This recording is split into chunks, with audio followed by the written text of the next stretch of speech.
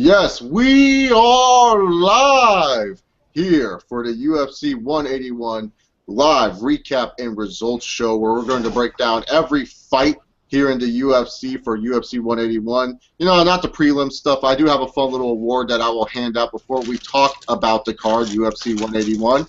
It's called the Prelim Hero Award, and this gets awarded to the person that I felt did the best on the prelim fights.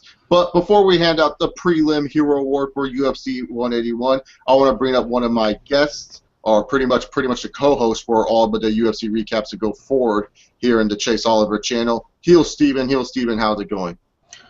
Awesome, bro. Awesome. I guess now Sunday morning where I'm at, Saturday night where you're still at. Yeah, exactly. California rules for that reason. It's that East Coast, West Coast connection, you know. But exactly. You know, overall, though, I mean, it's been a great night to be a fight fan. Overall, a great night to be a fight fan. Whether whoever you picked won or lost, doesn't matter at the end of the day. Yeah, I thought the fights were pretty damn solid tonight, especially the two main fights. I felt they delivered to good expectations. I felt they were really fun to watch, but we will talk about that later. Normally this will be a three-panel group for anyone who's wondering or watching this via the archive. We're going to have someone else on here named Simon Nicole HD. He's from Canada. He's also a MMA fan, an MMA enthusiast. So normally he will join us to talk about the UFC recaps. But anyways, today we are going to be talking about UFC 181, as I stated before. We're also going to be talking about the future UFC on Fox card, which will be Stipe Miocic versus Junior Dos Santos. So that should be interesting to talk about. And, of course, we have the big news of a new fighter joining the UFC. But, Steven, it's time to give out the prelim hero for this card. Who do you think is the preliminary hero, or did you not catch one of the prelim hero? I'm going to be very blunt here. I did not catch the prelims on account that I was coming back home from work. Oh, okay. So you're coming home from work, you weren't able to catch the prelims. Well, the prelim hero for tonight's card, now Uriah Faber, he was close. He was close to winning this award. You know, he struggled a little bit against Francisco Rivera in the fight and then came back huge. But there was a controversial eye poke, so I'm not going to give it to Uriah Faber. I'm going to give it to Josh Salmon. He freaking had an awesome fight with Eddie Gordon, and he won via head kick. So congratulations, Josh Salmon. He beat the truck? Yeah, he beat the truck. You know what's funny? The truck follows me on Twitter. Nice. And it's funny because he sent me a PM, hey, man, thanks for the follow. And it's like, okay. Thanks for the follow. Hey, he's just doing a good job connecting to fans. But, yes, Josh Salmon, you are the prelim hero for UFC 181. Congratulations on that. Now let's get on to the main card, Steven. The first fight of the night, we saw the lightweight bout between Tony Ferguson and Abel Trujillo. Trujillo was pretty much the favorite coming into this fight. You know, Tony Ferguson, he's a pretty solid fighter, but everyone expected this was just going to be a showcase for Trujillo. Trujillo pretty much showed that in the first round where he was just pretty much dominating that first round. You know, Ferguson had him in a couple of situations that kind of scared Trujillo a bit, but Trujillo was acting calm during the whole first round. But then in the second round, out of nowhere, Tony Ferguson was like, I'm done with you, Trujillo. I'm sick and tired of you bullying me around. Ferguson came out strong in the second round and able to pull off a rear naked choke win over Abel Trujillo. Great performance from Tony Ferguson's part because, you know, he was an underdog entering in. Everyone thought this was just going to be a showcase for Abel Trujillo, you know, up-and-coming lightweight on the card. But I thought this was a nice, solid, scrappy fight between these two. Not one that I suggest for you fans to really go check out. But, yeah, it was pretty solid for what it's worth. I know you probably... So who do you see Trujillo fighting now that he won the... Who do you see him... Oh, he lost. He lost. He lost. So yeah, he's probably... Who do you see Ferguson now against, like, if anything? Ferguson is not really a top lightweight right now. I mean, he beat Trujillo, who was a guy that was supposed to be ranked in the top 10 if he was going to win this fight. So Ferguson, I can see him fighting again, like probably on like a fight night or a fight pass card. I can't really name who because the lightweights keep getting more stacked and stacked with each day. You know, with all the Ultimate Fighter seasons built around them, and you know, guys from welterweight moving down or guys from featherweight moving up. So I can't really think of a good opponent for Ferguson. I mean, for a true Trujillo, like there was a bunch of guys that you could have thrown out there, but for Ferguson, it was kind of like no one expected him to really win this fight. So, really, to be honest, I would have to say it would have to be someone near his level. Maybe I don't know who's around that could actually fight him. So, It's hard. It's hard to really make a call on that. Maybe Evan Dunham, if he's still around, if he's still kicking. Exactly. Yeah. Yeah, Evan Dunham. So I guess I'll throw Evan Dunham out here. But other than that, no one really interesting that would give Ferguson any troubles. So there we go. Now, after this first fight, and I'm pretty sure that a majority of people who are subscribed to my channel are watching this video for this exact reason. After the first fight, we were promised a huge announcement by Mike Goldberg a bunch of times during the UFC prelims. Like, seriously, they were hyping this shit up. They're like, oh, we got a huge announcement for you guys. Oh, big news coming up here in the UFC after the first fight. You got to stay tuned. So I'm going to be honest. They were hyping this up. I'm going to be honest. When I heard this, I was on Twitter, on the Twitter machine, and I saw our good friend here, soon-to-be co-host Simon Eichel HD's Twitter, at Simon Eichel. Go follow him. He said he was expecting it to be GSP returning, and I was putting the same thing as well. All right, hey, because remember, we've been hearing rumor that GSP training again. He's training, he's getting back into shape, and a potential comeback for him is down in the works. Yeah, but that didn't happen. Yeah, it did not happen. It wasn't Georges St. Pierre that was making his return. No, instead, after the first fight, we get a couple video packages. I believe it was hyping up the Cormier versus John Jones fight. That was the video packages that we were getting. And then we see someone very familiar to wrestling fans, someone that, has been in a lot of UFC events. We see none other than CM Punk, otherwise addressed as Phil CM Punk Brooks. I guess CM Punk is going to be his nickname because CM Punk apparently has signed a multi-fight deal with the UFC, and he will start fighting in the year 2015, sometime by there. Very interesting. CM Punk a part of the UFC. Now, this to me doesn't come as a shock that they managed to sign him, or that it was like, oh my God, I can't believe they got CM Punk. Because remember, all these reports that CM Punk was going to be at the UFC this weekend. Dana White talked about talking with CM Punk over the weekend to see what he's interested in. So pretty much the signs were kind of there that CM Punk was going to sign with the UFC. Steven, what are your thoughts about CM Punk signing with the UFC? It's very interesting, especially for us who are MMA fans. The real legit MMA fan, not these so-called, MMA fans who don't watch it. They say, oh, I don't watch MMA. I don't watch that UFC stuff, man. That's that, dry humping baloney.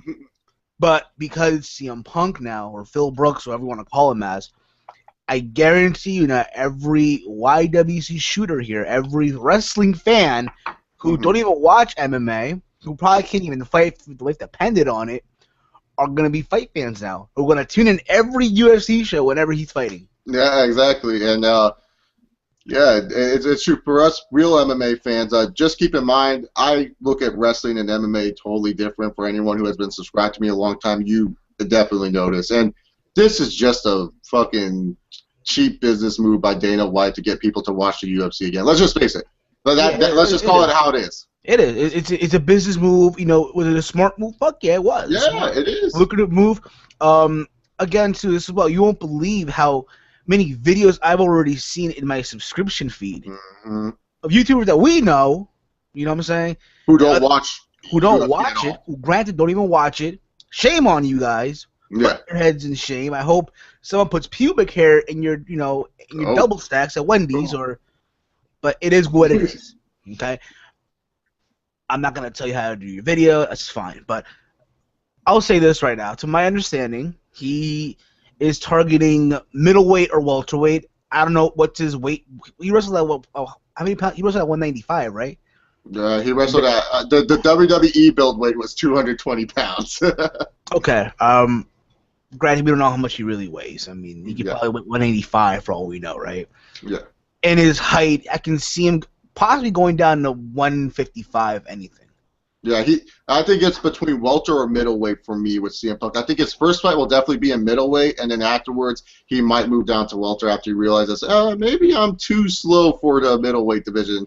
So I think I could definitely see CM Punk during the welter. One thing I will say, at least CM Punk seems like he's committed. He's committed. Yeah, he's committed it. He said that, this is going to be his new career. This is not just something he's doing for fun, for shits and gigs. He says this is his career. So obviously Punk is going to take this seriously, but for us, for all the people out there that are trying to defend this move and saying like, oh, this is good, CM Punk's into MMA and all this other stuff, this is good for fight and everything. It's like, yeah, it's good for business. It's like, for me personally as a fight fan, it's just kind of like another circus act by the UFC. The UFC shows that they're still struggling to create new stars. They're still struggling and getting a good audience since Brock Lesnar left. Let's just face it. The UFC has no flipping stars anymore in their company. You can make the argument Conor McGregor. Yeah, you can make that argument, but the problem with that is he hasn't fought anyone legit yet. Yeah, exactly. In my honest opinion, I've said this to you. I'm sure you might agree or disagree with me, but I personally feel if he fights Jose Aldo, or hell, even Chad Mendes, he's fucked. I don't think he's fucked. I think with Mendes he can handle his own, but with Aldo, I think he will struggle in the later rounds. That's how I view it. It's just that with when it comes down to this shows the UFC struggling, and they need something interesting to bring into their product. Let's just face it. I know a lot of people are big UFC fans and want to defend this company and say, oh, UFC's not struggling, UFC's doing fine, Chase. Yeah, they're doing fine on paper, but it's like when you look at the events the UFC used to hold back in like 2009, they didn't hold this much events. If you look at the money the UFC drew in 2009 compared to 2014, the dollar signs may be the same. But look at how many events they did in 2009 compared to what they're doing in 2014. Exactly. Just because the dollar amount is the same that you're seeing doesn't mean the business is doing all that well. Why do you think the UFC has all these events every single week, it seems like? It's because they have to keep on promoting everywhere. They're trying to expand their market. So the UFC, as much as people want to think it's some established business, it's not an established business. MMA, is it an established sport? Yes, it is. MMA is an established sport, but when it comes to UFC being a business overall, it's not established whatsoever. It's still a freaking growing business. I don't know how people don't understand that. I've been preaching that for a long time, and it's just that they did this move because they need people to watch again. And let's face it right now, 2014 has not been their year. Mm-hmm. Having one of their worst years in history, has to be the worst years. You can even say 2012 was a bad year for them, but this literally was a bad year.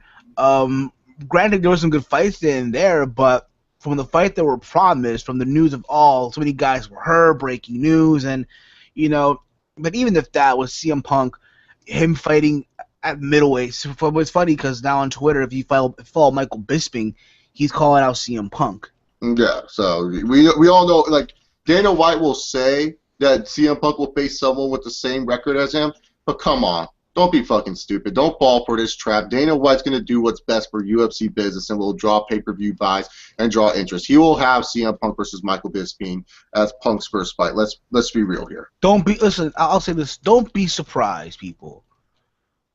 In 2015, by the end of the year, even if Punk wins or loses against Bisping, if it hypothetically happens, of course, yeah, you end up seeing CM Punk versus Vitor Roy for the title at middleweight for pay-per-view buys. Don't be surprised if it happens, people. Mm-hmm. Yeah, don't be surprised whatsoever. And also, I want to just point out here before we finish up the CM Punk talk is you can comment down below your thoughts on anything we're talking about and send us in questions UFC related. I'm not answering any wrestling questions today. Anything MMA related is fine, specifically to this 181 event and to the next UFC on Fox events, which will be Dos Santos versus Stipe Miocic.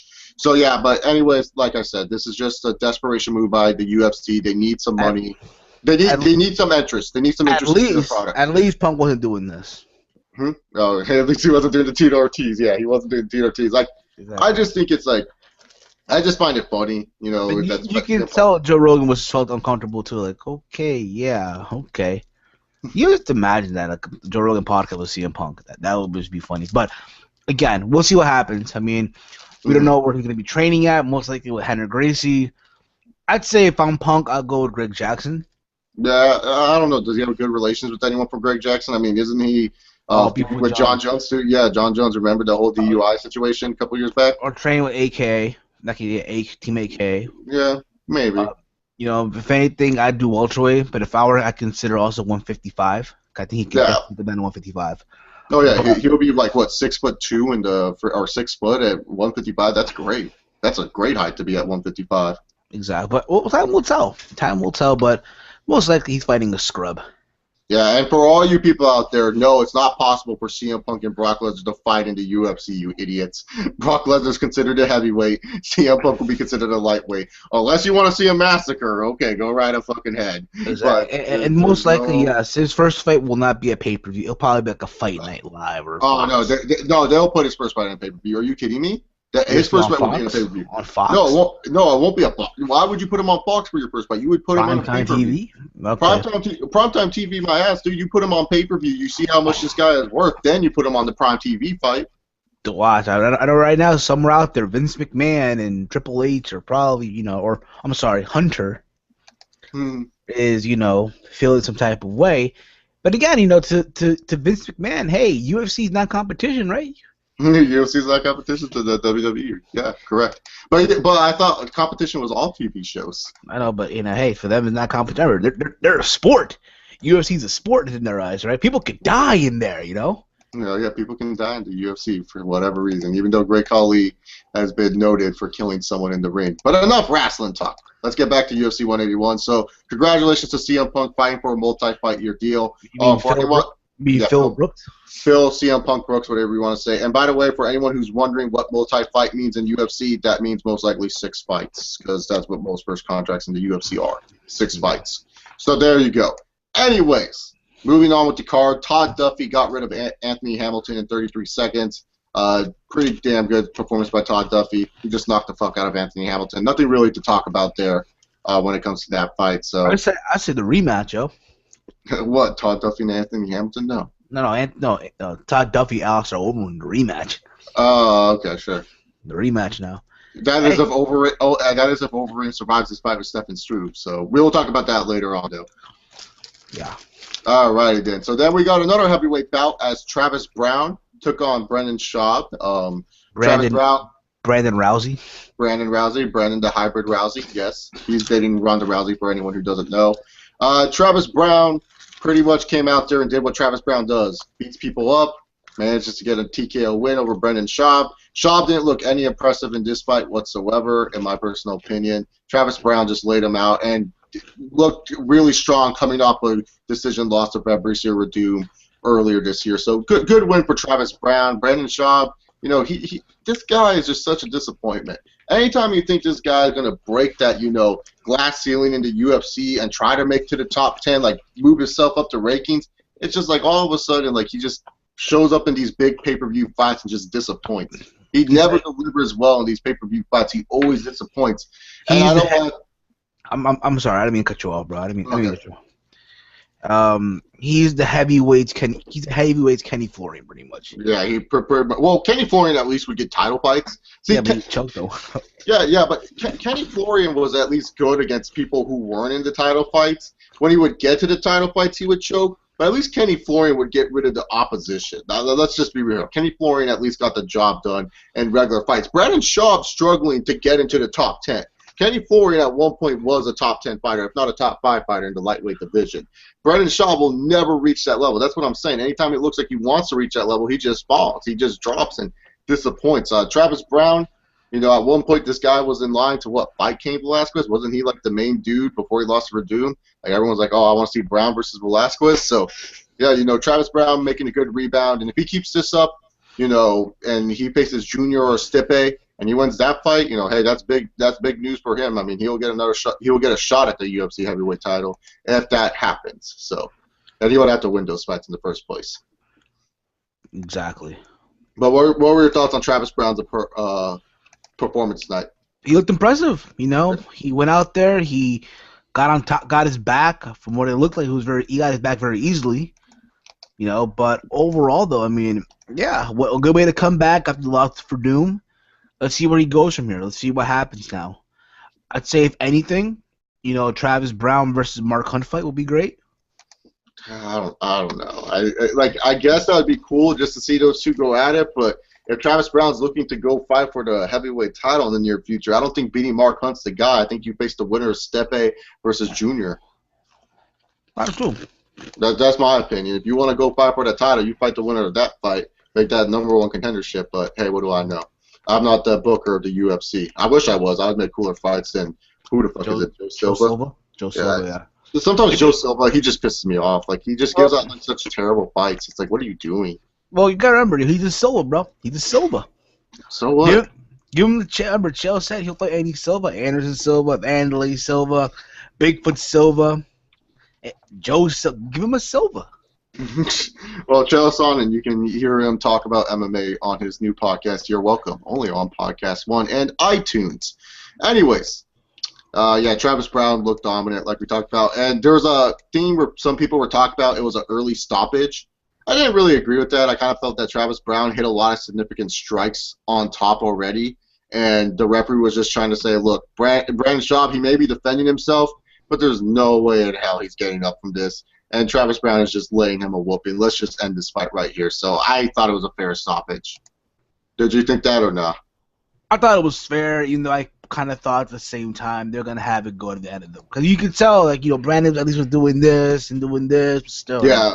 Yeah, because what I'm talking about is when, like, Travis Browne got him in the mount position, he started to land some significant strikes. Like, he landed 1 strike to the gut, 2 strikes to the head, and then afterwards I was like, oh, he's loopy right there. And then that's when he gave up his back, and then Travis Browne started to lay on him, and then he was just kind of doing this. And he wasn't even defending the punches most of the time. He would be defending the wrong side. So I felt it was a fair stoppage just based off that evaluation right there.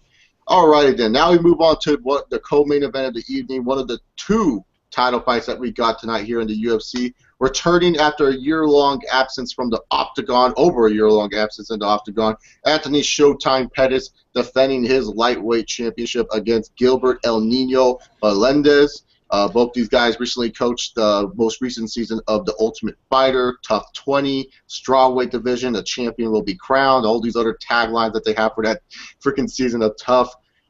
This was an interesting fight because you wanted to see if Anthony Pettis would come out and have some octagon rust, not being inside the cage for over a year, facing a top contender in Gilbert Melendez. And granted, he was a little rusty. He was. To an extent, he was. I felt that he's been exposed a little bit. Oh, he got exposed big time in this fight. Yeah, exactly. He did get exposed. I'll be honest to an extent, and I'll be realistic here. People might give me shit for this, but I felt like Anthony got lucky with the guillotine choke. He got lucky with it. See what happened there? I'll explain. Yeah, he got caught. Yeah, Gilbert got caught. I'll give you that. Yeah, he got caught. Gilbert panicked way too much. He did not need to panic like that. He panicked and he said, "Oh, I'm rocked." Instead of backing up like he should have and trying to regain his composure, Gilbert said, "Let me try to take this fight to the ground and see what I can do there." And Pettis jumped at the right situation. So if anything, I don't say that's a lucky guillotine. I just think that was a dumb technique maneuver by Gilbert Melendez, because Melendez was dominating this whole fight. If you guys watched this fight, you guys know Gilbert Melendez was dominating this fight. At one point, Gilbert Melendez was like a backpack to Anthony Pettis and just beating that poor boy's head. Like, Gilbert Melendez was dominating this fight. Pettis gets a nice counter punch on him, and Melendez overreacts, tries to go for the takedown. Look, your head's already loopy. Your head's already soft from that hit. Back up. You don't need to freaking go in for the takedown. You're not going to lose points just because you backed up. You're already dominating the fight through the significant strikes area. You have landed more percentage of strikes. Why in the fuck are you worried that the judges might score you down just because you backed up a bit? You don't need to keep on going this fast pace. Sometimes it's all right to be the what's called passive one in the fight. And I feel that's where Gilbert went wrong, was that he was trying to go for a leg takedown. And it's like, dude, you only got the dude's ankle. It's not like you have the dude's waist or anything. You only dive down to his one ankle, his left ankle. You're just asking yourself to get submitted, or you're asking for Anthony Pettis to sprawl down and take your back and beat you up. You should have been a little bit more patient. So I love Gilbert. I think he's a tremendous fighter, but I felt that he was just a little bit impatient in that situation. And yeah, maybe it was like a spur of the moment thing. Maybe that was just Gilbert in his head saying that was the right decision, but I felt that was the wrong decision. Just me being a fan looking at the fight and watching the fight, I just felt it was the wrong decision. But it showed a toughness in Anthony Pettis. What I felt about this fight was that we got to see a heart of a champion in Anthony Pettis. Here is Pettis getting his ass kicked for the first round. Second round, pretty much getting his ass kicked. Like, you thought, oh, Gilbert's going to finish this in the third round by the way this is going. And then he comes back, locks in a sick guillotine, and gets a huge, great win after being gone from the octagon so long. Like, don't get me wrong, there were some flaws in his win. He did not look totally perfect in this win, No. But freaking A, Anthony Pettis got the job done. He's still the UFC lightweight champion and rightfully deserved as the UFC lightweight champion. Now, I'm not the biggest Pettis fan in the world. I hate this guy. I couldn't stand that guy. I don't know. Don't get me wrong. Yeah, he's a good fighter and all, but I'm not the biggest fan of his. I don't know, something about him. I don't know what it is, but something about him. And I'll say this right now: even though he won, I still do not like Wheaties. I'm sorry. I will still not eat Wheaties, but. I think, who's next for him? Who's next for him now? Like, who do you see next for Anthony Pettis? See, that's a hard one. You know, some people are saying the Murgatov, Khabib. Khabib, yeah, I was thinking about that too. But no. Like, I don't think Khabib's ready yet. Like, he beat, like, didn't he beat Diaz? And that's really, like, Khabib beat, what's his name? He beat Benson Henderson. He beat Benson. But no, didn't he fight Diaz also, or did Diaz turn down that fight? Yeah, Diaz turned down that fight. Yeah. Originally, it was supposed to be Khabib versus Gilbert, and then Khabib versus Diaz, but Diaz was looking for more money, and Dana wasn't going to give him that money, so then it became Khabib versus Benson. Yeah, I don't think Khabib's ready for a lightweight title fight. I would say Diaz, but Diaz needs to get some wins first before he fights. Yeah, Diaz needs to get some wins. I mean, stylistically, it'll be a good fight. Mm-hmm. Because you know Diaz gonna do the same shit that Gilbert did pretty much and try to expose. But then again, Pettis already knows that scrap pack style. Mm-hmm. You know what I mean? But I don't know. It's a good question, man. I guess really, because to me right now, the lightweight division it really isn't. There's no standouts right now. If you want to just throw in someone because you're just like, hey, this guy, you know, he's a good fighter for us. We know he's gonna put on a fight of the night. Donald Cerrone. Just for the sake of, like, we don't think Khabib's ready yet. Yeah, he may be ranked number 2, but we don't feel like he's the true number 2 at all. So let's give Cerrone the title shot. Maybe if you want, Jose Aldo moves up and we get that dream fight of Pettis versus Aldo that everyone's been looking forward to. So or Eddie Alvarez. Just kidding, nah. Yeah, Eddie Alvarez. Now his ship has sailed up. Well, he still has time to rebound.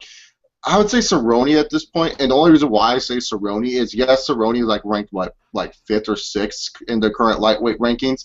I would say him just because you're guaranteed to at least get some pay-per-view buys out of it, or at least a good UFC on Fox rating if you put that there. You know it's a good style fight for Anthony Pettis because both of these guys fight very similar. I think it would just provide a good, entertaining matchup. And Cerrone's more experienced and more tenured than a Khabib. Have Khabib face another top 10 guy, give Cerrone a title shot just because he's been a good little soldier, and I feel like he's someone that could give Pettis some troubles, and then bam, that's what you do there. Exactly. And for Gilbert Melendez, I'll be honest, I wouldn't mind seeing him go down to 145. See, Gil at 145, I think that would be a little bit too much of a cut for him. You know why? Because I want to see him fight Frankie. I think that's a dream fight. Even when both of them were champions, people were talking about that fight when both of them were champions. So for that aspect, I just want to see that one fight and then have him go back to 155 after that. Okay, so like just have him drop down for a quick little dream match for Frankie Edgar and then move back up. Think about it. That's a dream fight still, in a way. Yeah, it is a dream fight. But then you get the confusion because if he beats someone at 145, everyone's gonna be like, well, he had to go. He beat up someone smaller than him, and he just like went back up, and all of a sudden he gets another title shot in the near future. Nah, I see what you mean there. Yeah, because he won't fight Diaz. That's his bro. So it's like with Gilbert, you know, you don't know who he's gonna fight next. So that's gonna be interesting. Though. Maybe do him versus Khabib. That would be the guy that I would send Khabib after is Gilbert. You know, just to see like, okay, is this kid really the real deal? Is he really the number 3 lightweight in the world, soon to be, or number 2 lightweight in the world, soon to be like the number 1? Because the way the UFC does their rankings, it's like the champion. It's like the champion's not considered number 1. He's just considered champion. Everyone else is like that confuses. Yeah, that confuses me because like it's like when I see number 1 next to Gilbert Melendez, you think, oh, he's the champion. No, he's not the champion. He's just considered number 1. Then what's Anthony Pettis? He's the champion. Like I don't know. Maybe it just confuses me. Maybe everyone else understands it. I'm just an idiot. No, it happens, bro. We're all in some type of way. It's confusing. It's the UFC. Come on, it's the UFC. You know, come on now. Wait, what you say? What you say? So I was reading the comments. Oh God, I almost shit in my chair. That would have been funny live. You almost shit in your chair? No, ate shit. Like almost ate shit. Oh, it happens. But again, you know, a lot of things can happen. Me personally, I would go with that. We'll see what happens. We'll see where they're gonna go with it. But we'll see, man. We'll see what happens with Melendez and what happens with Anthony Pettis. Damn it. Yes, Serge Hurt, we are taking questions, so you can ask any questions that are related to this UFC event. And yes, I'm also happy. I hate YouTube sometimes because they don't show me all the comments. That's what pisses me off about YouTube Live, is that they don't show you all the comments right away. Well, Serge Hurt said, wait, you want me to watch, but you don't want to talk with me? I'm thumbing down. I'm out of here. Well, he's gone. Oh, no, I said I don't want you guys to, what's it called? I don't want you guys to, he can come in if he wanted to, but hey, I guess he's gone. Yeah, well, you're lost, bro. You're lost. Yeah. I didn't even see that. Like, I was, like, confused. Like, because YouTube doesn't update the comments. Like they have, like, the side comic thing, but I don't know how to access just so my videos. you know, the channel has no subscribers, so, I mean, it's a blank channel, so who's to say, you know, it's a troll, whatever. Yeah, that's true.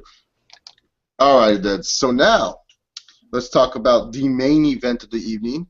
Johny Hendricks defending his UFC Welterweight Championship for the very first time, taking on ruthless Robbie Lawler in their epic rematch from their fight that happened, was it earlier this year or last year? I kind of forgot when their first fight happened. It's been a while. What was their last fight? Do you remember? I think last year. I forgot when, but I know they fought. I think it was during the summertime, I think, before the summer. Yeah, okay, there we go. Yeah, it was last year during the summer. Hendricks had to take care of some injury. Was this Hendricks' first title defense? I'm pretty sure it was, unless I totally missed the Johny Hendricks fight, which possibly I did. Could be.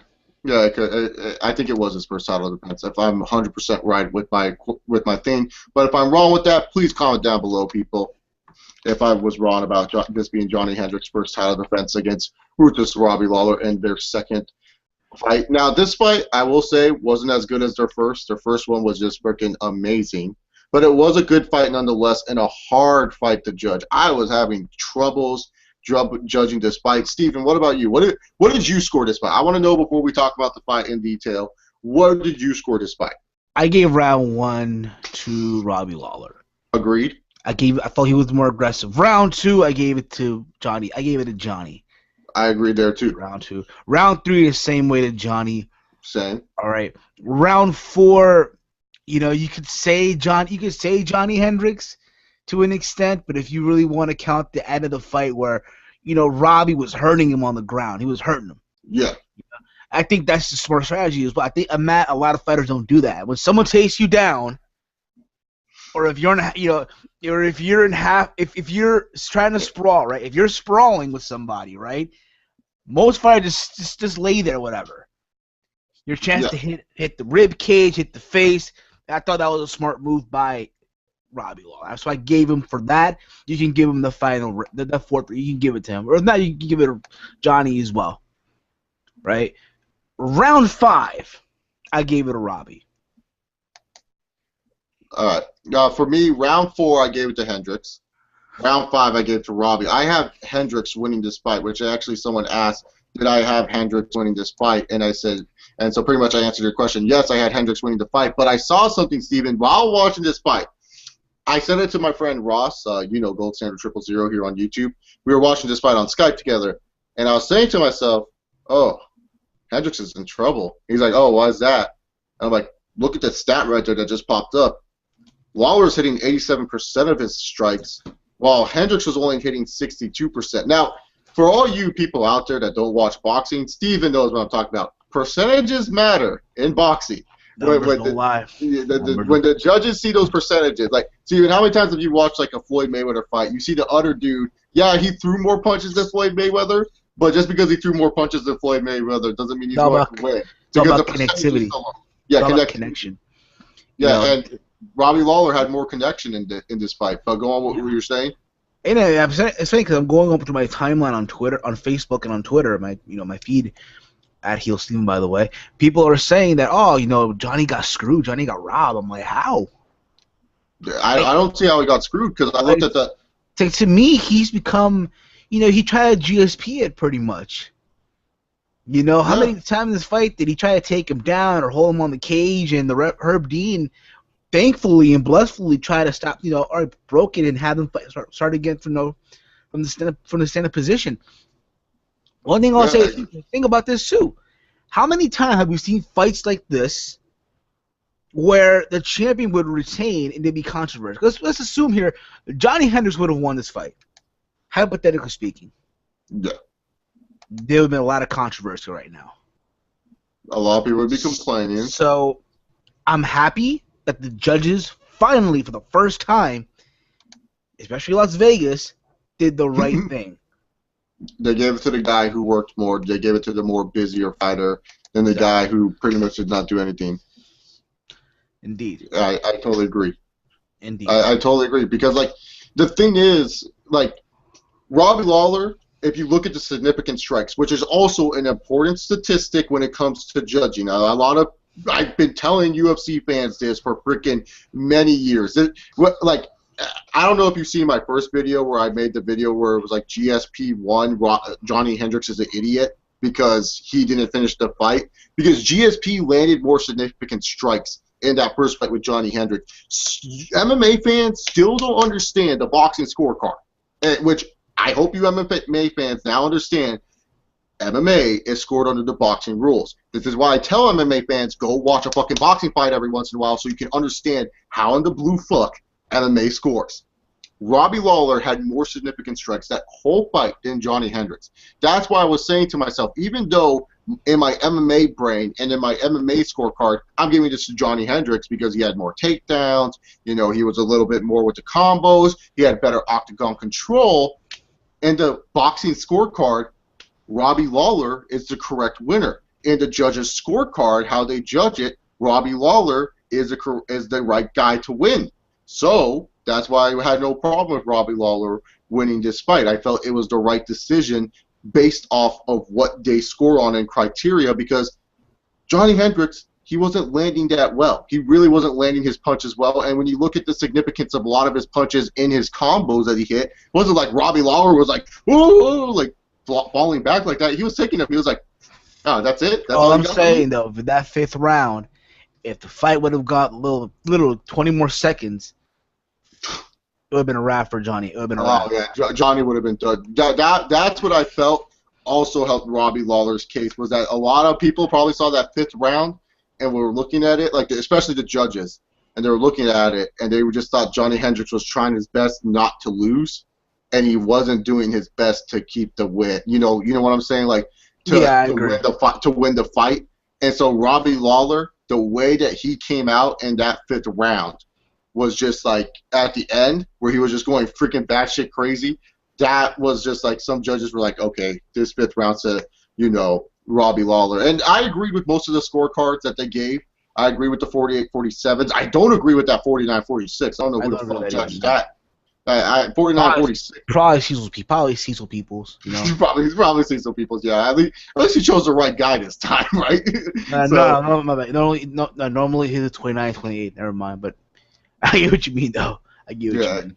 Yeah, exactly. And like I said to everyone here, you can send in questions. I have like the comments open here on the Google Hangout, so I'm actually seeing them now, which is actually pretty awesome. But if you guys have any questions about UFC 181, you can send them into the comment section down below. But no, this fight was very entertaining. Definitely a fight I suggest you should check out, especially if you're like a long-time MMA fan, someone who loves the old school fighters. Like for me, I've been watching Robbie Lawler since like UFC 30, man. It felt surreal too when he won. You had Matt Hughes come out. You can't put the belt on him, and all. It was a good field moment, pretty much. Yeah, exactly. A Milicic guy. You know what I'm saying? A Pat Milicic fighter winning the welterweight title. You think about Pat Milicic was the first welterweight champion. Mm-hmm. How fitting, Yeah, that a Pat Milicic guy would win that belt. It's like, especially because I was saying, I've watched Robbie Lawler since the UFC 30 days, and just seeing this kid when he was like 24 years old, and then him leaving the UFC to explore other ventures because Pride was giving out more money and Strikeforce was giving out more money than the UFC at the time, and just to see the evolution of Robbie Lawler as a fighter. Robbie Lawler has always been one of my favorite guys. I've always liked Robbie Lawler, and I was just so happy to finally hear Robbie Lawler, welterweight champion. This is just awesome for me as someone who's been watching MMA for a long time, just to see one of these guys that I grew up watching being able to take that next level and finally become the champion of the UFC. I'm so happy for him. generally happy for Robbie Lawler. If you listen to my past podcast with my boy Alan, you know that me and Alan, every podcast we seem to talk about Robbie Lawler. I was like, I remember I did, like, me and Alan, we were predicting the Robbie Lawler and Rory McDonald fight. He chose Rory just because he felt Rory would have the takedown advantage. And I said Robbie Lawler will win this shit split decision because screw Rory McDonald. Robbie Lawler is a boss. And I'm happy Robbie Lawler won split decision. Now, Steven, what do you think is next for our new welterweight champion? There's two ways you can go here. Number one, obviously, Rory McDonald. Yes, I agree with that one. And I think Rory's fucked. Rory's fucked. I'm sorry. They put on a really good fight. Him and Rory put on that good fight on that one. I can't remember the UFC number. I think it was the New Year's one, but I see what you mean. I see what you mean. I just think Rory's fucked. You know, I don't know nothing about him. I just don't buy into it. You know what I'm saying? I'm sure he's a good fighter and all, but I just don't buy into him. You know, like they're pretty much to be like the second coming of GSP, pretty much, or the next. You get the idea though. Yeah. Or if not, you can make the argument for the rematch, but we said off the air, that it shouldn't go that way. Yeah, see, for me, I don't think it should go the rematch way because, one, Johny Hendricks didn't do anything for me to say, oh, he deserves an automatic rematch. Like, he was trying to stall this fight out in the 4th and 5th rounds. How does this guy deserve an automatic rematch just because some fans felt like he got screwed? Normally when this shit happens, even on Twitter, I would see my whole timeline explode. I didn't see my timeline explode at all about Johny Hendricks being screwed. I did a little bit. A little bit, yeah, no, for me a little bit, but with most of my timeline, it was all happiness that Robbie Lawler won. And Alfred. At the same time, I'm like, okay, this is over with now. Bring on John Jones, Daniel Cormier. And after that, bring on Nick Diaz, Anderson Silva. And we'll talk about those fights in future videos. Right now, let's just keep on the subject on UFC 181. Hopefully Simon will be able to join us for those events as well, recapping them. But Alfred Delgado said, "F no, Johny Hendricks won," which I and Steven explained how Johny Hendricks lost his fight. Alfred, take the MMA fan brain out right now and go watch a boxing match. Like I explained. Exactly. Watch a boxing match and understand how stats work when it comes down to it. Never leave your hands to the judges. And once again, Johny Hendricks proves why he's an idiot. Especially in Las Vegas. Mm-hmm. Especially in Vegas. You don't... Because Hendricks won the first match in Dallas, right? He won it in Dallas, right? In his hometown. He won it in his hometown in Dallas. And then, again, you know what? You could say close fight to an extent. To an extent, it was a close fight, yes, but I still give it to Robbie Lawler. Yeah. I felt Robbie was more the aggressor. He did more of the action. And look at the face as well. Robbie had no scratch on him. Mm-hmm. That's also a telling sign when you look at the face. Because Johny Hendricks, to me, for me personally, he's like one of the most idiotic fighters when it comes down to it. I felt bad for the dude when he lost to GSP. But then I lost all respect for the dude when he told Dana White I only went 60% out there. I said, you're in a title fight against one of the best fighters in the world. Probably one of the top 5 best MMA fighters of all time. And you tell fucking promoter, oh, I only went 60% against him. If I was the promoter, I would never give you another title shot in my life. I would say to you, fuck off, you're never getting another title shot. That's what I would say. So you'd give him the Paul Daly feeling treatment pretty much, except you'll have to fight the promotion, but you won't get a title shot pretty much. Yeah, pretty much. That's what I would do. I would say you can knock out. I want to see Paul Daly back in the UFC, yo. Has he been winning?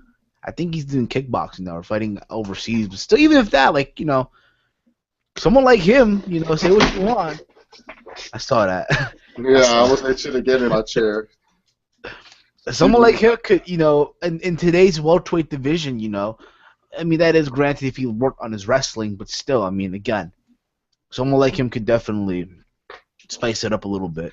Yeah, see, for me, Johny Hendricks, he's just someone that, really, to be honest, he just is someone that he's a really good fighter. He's just idiotic on how he approaches some of his fights. And I know a lot of Hendricks fans are going to be upset and thumb down the video, but seriously, this guy said he only went 60% against one of the top fighters in the world. This guy felt, I can stall out to try to keep my title. How's this guy smart?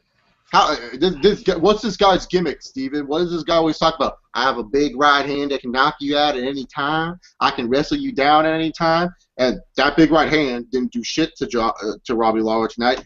And not only that, he didn't even out-wrestle Robbie Lawler. Like, he took him down, 3 times? Yeah. And he didn't do anything on the ground whatsoever. He kind of just laid on top of him. Just saying, man. Like, this guy, the way he approaches things, he's not smart. He's really dumb. And I've seen some dumb fighters. Like John Fitch, he's a dumb fighter. Like, you know what I'm saying? So yeah, I remember who was it? Damien Maya. Damien Maya. He outfitched John Fitch. He outfitched John. That was the appropriate term. Yeah. He outfitched John Fitch. Yeah, exactly. So really, to be honest, I know a lot of don't get me wrong. I think Johnny Hendricks, he's a tremendous fighter. I just think the way he approaches shit, he's idiotic. He's an idiot when it comes down to it. And I don't have any sympathy for him that he lost, because he probably is going to say, I only went 60% in the ring. Like, if you only went 60%, then why the fuck are you fighting? You know what I'm saying? So that's just me how I look at it. You got a comment here from Carney797. Tried to see if you're on Skype, but unfortunately not. But I'd like to discuss this card with you, man. We can discuss this later, Carnius, when I jump on Skype after the show. So if you're still on Skype later tonight, just send me the message. But anyways, for me, Robbie Lawler, his next fight should be Rory. And just to make things interesting for Johnny Hendricks, and just because I would love to see this little troll get knocked the fuck out, give that man Hector Lombard. If you want Johnny Hendricks to prove that he's all about knockout power, give him a guy like Hector Lombard, who's just looking to stand and brawl with him, and someone who is just big, and Johnny Hendricks won't be able to just wrestle fuck. You know what I'm saying? Exactly. Yeah. If not, Tyron Woodley. No, Tyron Woodley's already fighting soon. He's already fighting. But still, don't sleep on him though. Yeah, if you to fight Johnny Hendricks, don't sleep on him. No, but what I'm saying is, I don't think there would be a good time frame to set up a Tyron Woodley and Johnny Hendricks fight. There is a good time frame to set up a Johnny Hendricks and Hector Lombard fight. That is. And I think that's a better challenge for Johnny Hendricks. Who's all about, I can knock you out with my right hand. I have good stand up. We'll prove that against freaking Lightning, which he is. He's pretty much is like Lightning. He strikes every once in a while. So Hector Lombard living up to his nickname. But yeah, so yeah, but I think Hendricks should fight Lombard next, and then you have it where Lawler fights against Rory next. That's what I would do. And then if Hendricks proves himself against Lombard, and then he goes fights the winner of Gastelum and Woodley and proves himself there, then you give him the third fight. Like, have it where Hendricks has to actually prove he wants that belt really, really badly back. Have it where he has to go through some struggles, because if he comes out like he did tonight, he ain't going to win that belt back. He can complain and bitch and say, oh, man, I should have won that belt, and all that other stuff. But, dude, if you don't come out and act like you want the championship, and you're in the 5th round and you're trying to freaking stall out for a win, and Robbie Lawler's out there looking like he's going to kill himself for the win, I'm sorry, you don't deserve to be champion at this moment in time. Just being honest here. I mean, you're not an elite athlete like GSP where you could just wrestle fuck someone. That's my little rant on that. What are your thoughts? Do you think Johnny Hendricks will fight someone else? I think him and Hector Lombard will be a good test for Johnny. I think it'll be a good test to see if the right hand, because where was the right hand tonight? Where was the right hand? It was out there. Not even there. But again, I felt like he tried to GSP Robbie Lawler or John Fitch, if you will, but it didn't work. And thank you, Herb Dean. Thank you. Oh yeah, Herb Dean, really good referee. What were you saying? He did a good job refereeing tonight. No, you see, you got a comment? No. So someone talked about they said for me to ask Santa for a modern TV. I have a modern TV downstairs. This is my bedroom, so I'm fine with the TV in my bedroom. I have a nice HD TV downstairs, so I'm good, man. Thank you, Doe. Thank you for your consistent daily modern news about my television sets. Man, we're talking about the fights and people are all like, get a new TV. Come on, ask a question about the fights. Hey, man, hey, you should have him donate, bro. Donate, you make it buy your new TV. Yeah, well, if I need to get a new damn TV, why don't you just buy it for me, Daily Modern News? Like, shit, I'll go Spinternet 1 on your ass. And I'll say this, guys, in Indianapolis, it is tough to catch a bus. I look out for it. It's way worse than Indianapolis to catch a fucking bus. He was feeding a fucking. We thought it was a horse. He thought it was a. He was feeding a bus. Easy, big fella. Oh yes. So pretty much that was UFC 181. Overall, I felt tonight's fights were really, really good. I felt they delivered to what I was expecting of them. My fight of the night would have to go to Robbie Lawler versus Johny Hendricks. My submission of the night would have to go to Anthony Pettis, and my KO of the night would have to go to Josh Salmon. Our prelim hero. If you missed that segment, a prelim hero is giving a preliminary guy who fought on the prelims a reward for his achievements for fighting hard on those damn prelims. Anyways, Steven, guess what's coming up next after this event? I believe it's the UFC on Fox. You would be correct, but don't forget there's also the Ultimate Fighter. A champion will be crowned. Oh, yeah, the Starweight one. I'll be very honest with you, man. I have not followed the Ultimate Fighter since fucking. I want to say Rampage and Rashad. The one with Kimbo? Oh, the one with Kimbo, yeah. The one with after that. It was like Rampage, Rashad, and then Kimbo Slice. It was like and I think the last one I actually saw was fucking Mayhem and Bisping. The last one I watched was this recent one with Rousey and Tate. Like I thought that was interesting. After that, the Ultimate Fighter just became to me. Yeah, the Ultimate Fighter is a hit or miss depending on what you see on it. So exactly. For me, it's always been a hit or miss. But yeah, we don't know who's going to be fighting for the championship because December 10th, which I believe is this Wednesday, they will have the fighters named. So it's between Carla Esperanza and Jessica Payne. I can't pronounce these names. Payne. In one bracket, and then Randa Marcos versus Rose Namajunas. So these will be the fights that we will be seeing on Wednesday night. But the card looks like this.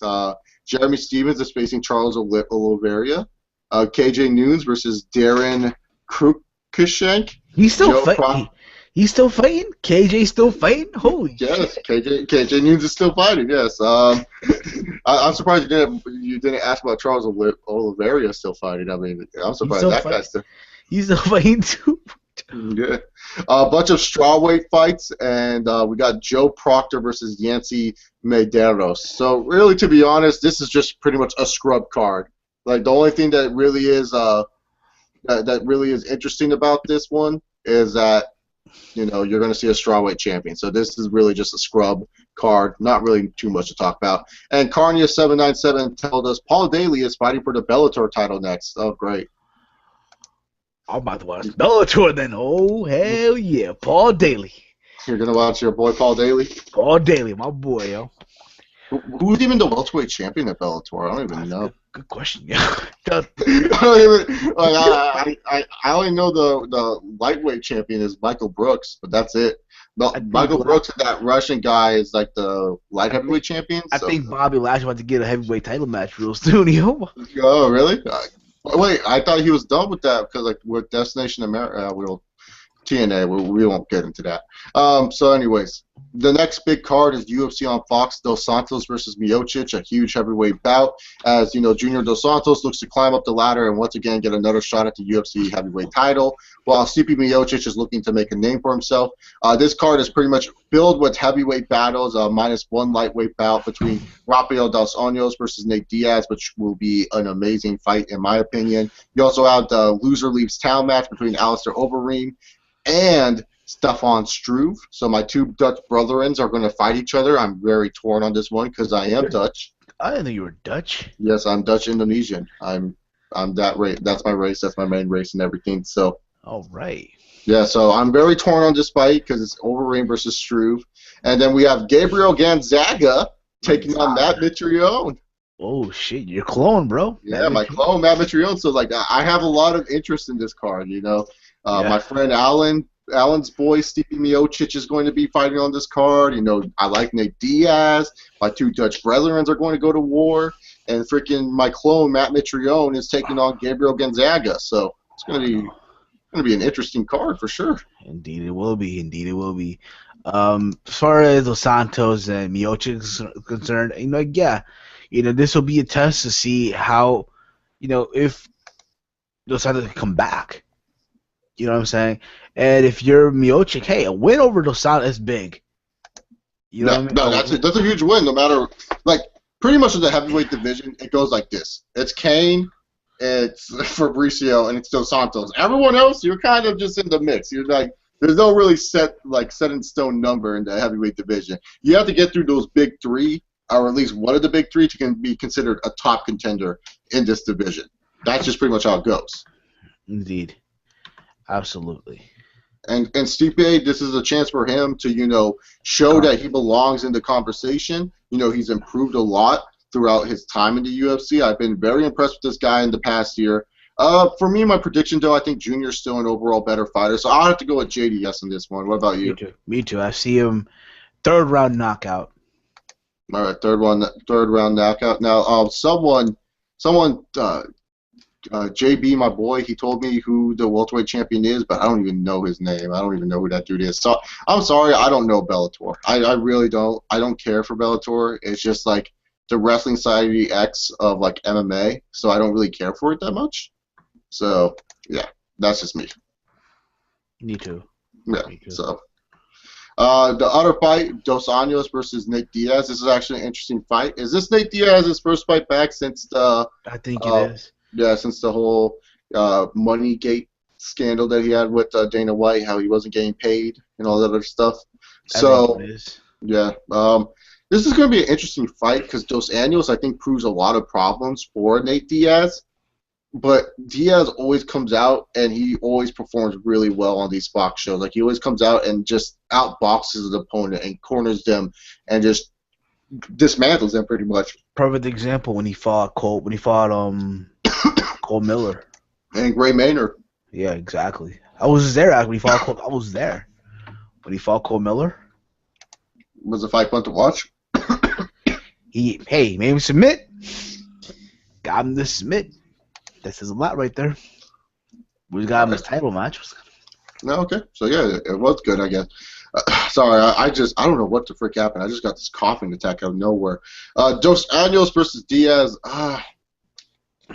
As much as I love Nate, I can see Dos Anjos with the upset. So I'm going with Dos Anjos in this one. Decision. Third round decision. All right. I see Nate via split decision. Okay, so you got Nate via split. Okay, I got Dos Anjos. We'll keep track of that. We'll have like a little poll for us, so we'll keep in the description box like our predictions and whatnot. Heavyweight bout between Alistair Overeem and Stefan Struve. My two Dutch brethren are going at it, and sadly, this could be a loser leaves town fight because Overeem has been losing. The loser goes to Bellator.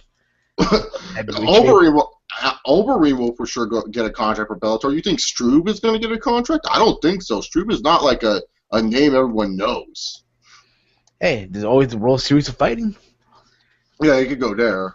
They do a good job there too. So One FC, one in Asia. I don't know, because like Stefan Struve, he's not really like a well-known name for me to the point where I would offer him money to fight my promotion. But that's neither here or there. This fight's really, really hard to predict because you don't know what the fuck you're going to get from Overeem. You get the Alistair Overeem that, you know, beat up Brock Lesnar and looked really dominant and destroyed him with knees and stuff, or you're going to get the Alistair Overeem who's too confident, who decides that, oh, I'm not going to fight you with my hands up, I'm going to fight you with my hands down. You know, you're just going to get the Overeem that acts like a doofus in the ring. He's another fighter that fights like an idiot. He's really good, but he fights like an idiot. Like, he doesn't know what the hell he's doing. So, for me personally, it's really hard to really call this fight because Stefan Struve, you know, sometimes he looks brilliant, and sometimes he still looks like the same wet kid, tall-looking motherfucker that you've seen in the past that doesn't really know what he's doing. So really, to be honest, this is a really hard call for me. Like, on one hand, I want to say Overeem, But then again, this seems like a perfect trap fight for Overeem, where Overeem overlooks Stephen Struve, and I don't know how he can overlook over this guy because he's a fucking skyscraper, and he gets his ass knocked out. So I'm going to go with Overeem, and it's going to be a really boring fight, I think. It's going to be Overeem doing what he did to, remember what he did to Frank Mir? He's going to do that shit to just body punch him on the ground, just fucking destroy him. Where Struve will get like no type of offense whatsoever. Yeah, exactly. That's what I think is going to happen. That main eventing or? No, that's we're reading the card from main event down. Okay. So the main event is Diaz versus Anya, pretty much. No, Dos Santos versus Stipe. Okay, there you go. Yeah. So I'm going with Overeem in a boring fight. So what about you? Same way. But okay, next up, the heavyweight title. Not heavyweight title. What the fuck? I'm stuck in like 2006 or something, or whatever. Gabriel Gonzaga taking on Matt Mitrione in the first fight of the night. This fight's interesting. You know, obviously, people will say, Chase, you look like Mitrione, so you're probably going to choose Matt Mitrione, which is true. I will choose Matt Mitrione. Gonzaga has had a nice little redemption tour for himself going. You know, he's been looking good as of late. But I think Mitrione, he really wants this win, and I think he's a pretty talented fighter with his head on straight. So I'll give this one to Mitrione, and I'll say this will be our second round KO win for Mitrione. I'm calling. I'm sensing a comeback right here from Gabriel Gonzaga. Oh, you think Gonzaga is going to be back on the redemption tour? You go bust out the kick into the Crow Cop watch in round 1. Hey, he has the knockout power, man. I mean, he's a deadly striker. Like Gabriel Gonzaga, he's still a deadly striker. How you look at it, that's just me. I still think he's deadly on the feet. I don't think Matt Mitrione is that good on the feet. So this could also be another loser leaves town type of deal, or loser doesn't get a main card appearance for a while deal. You know. A lot online on this card. This is actually a really interesting card, this UFC on Fox. Let's see. Is there any prelims that are interesting for you to check out? We have a women's strawweight fight between Claudia Gadia versus Joanna Jurdzic. I can't even pronounce that last name. Flyweight, John Moroga versus Willie Gates. So that's a really great fight. Willie Gates debuting into the UFC, taking on John Moroga. So that's a really good main event fight. Jamie Varner's back, and he's taking on Drew Dauber. Ain't he the guy that threatened Obama or whatever? Ain't he the guy that threatened Obama? Drew Dauber? No, Jamie Varner. Ain't he the guy that threatened Obama or whatever? I think so. Joe Riggs is taking on Ben Saunders, and that's pretty much...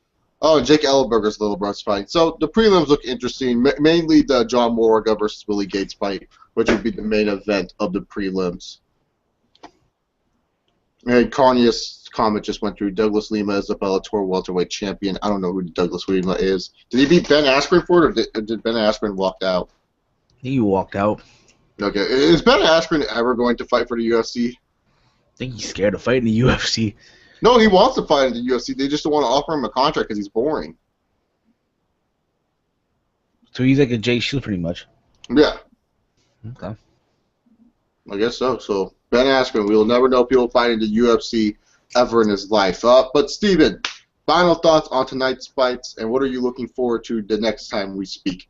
Because I believe the next time we might speak would be UFC 182, which would be Jones versus Cormier. So that's going to be the fight I'm looking forward to. And then after that, Nick Diaz, Anderson Silva. Oh, yeah, the fight of the century. Diaz versus fucking Silva. Exactly. But overall, though, it was a good night to be a fight fan, you know? Mm-hmm.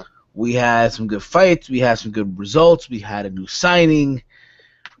Despite the fact that the new signing is a former WWE champion. Oh, yeah. 2015 is looking out to be an interesting year for the UFC. I remember, Steven. The time is now for the UFC. The time is now. So I'm guessing next year we'll have fucking the Brooklyn Brawler fighting in the UFC. Yeah. Why not? Fucking John Cena, CM Punk. John Cena signed with the UFC for 3. Yeah, it turns out John Cena was a wrestler in high school and college. He was a wrestler. We don't even know. Hey, he's an All-American football player, believe it or not. John Cena's an All-American first-team center.